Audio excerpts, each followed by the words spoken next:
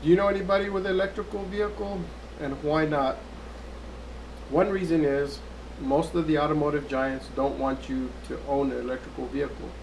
It costs them too much to retool and research and development for them. They are satisfied with the status quo, which should alarm you.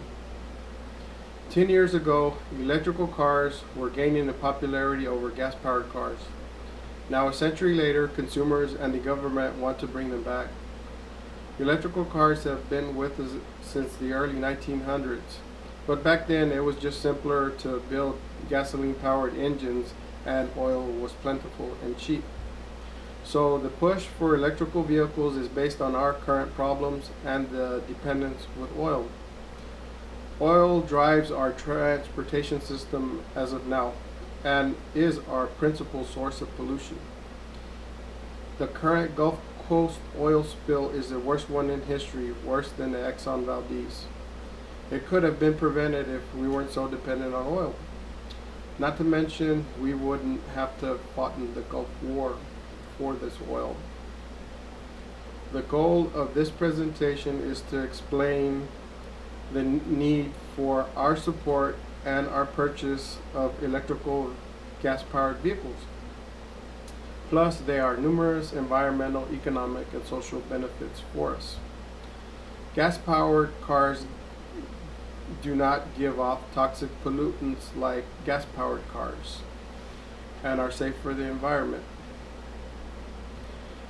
Each day, these gas-powered vehicles create respiratory problems for us, and for example, 8,000 people in California, typically Los Angeles, die of smog-related illnesses. The Natural Resource Defense Council has mentioned that oil spills destroy the ecosystem for at least 10 decades. As stated by political activist Ralph Nader, the foreign dependency on foreign oil has caused economic slumps and the current high prices in gas.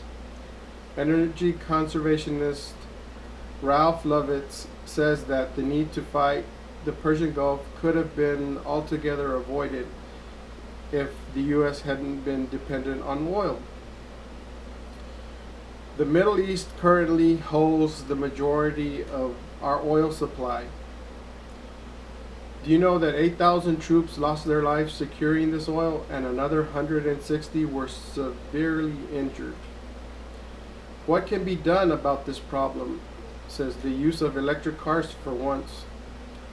Hawaii and California lead the nation currently and are implementing laws to mandate the use of electrical vehicles. Famous actors such as Tom Hanks, Arnold Schwarzenegger lead the fight in establishing the electrical car market. The manufacturing giants are trying to end this type of manufacturing of electrical vehicles. They feel this movement threatens them directly. President Obama has advocated the tax credit to consumers of $8,000 per unit of electrical or fuel-efficient vehicles.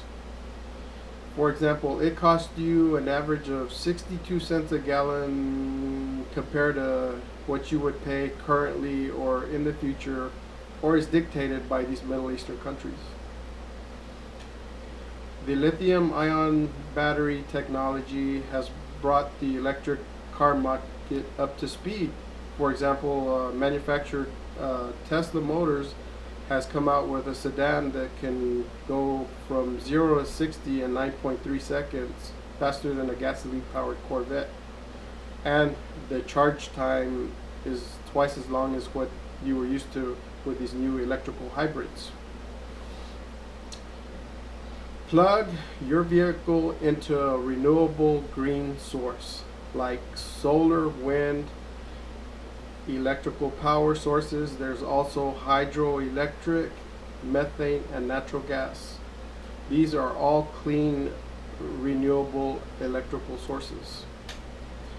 Help save the planet and the next future generations that will inherit it.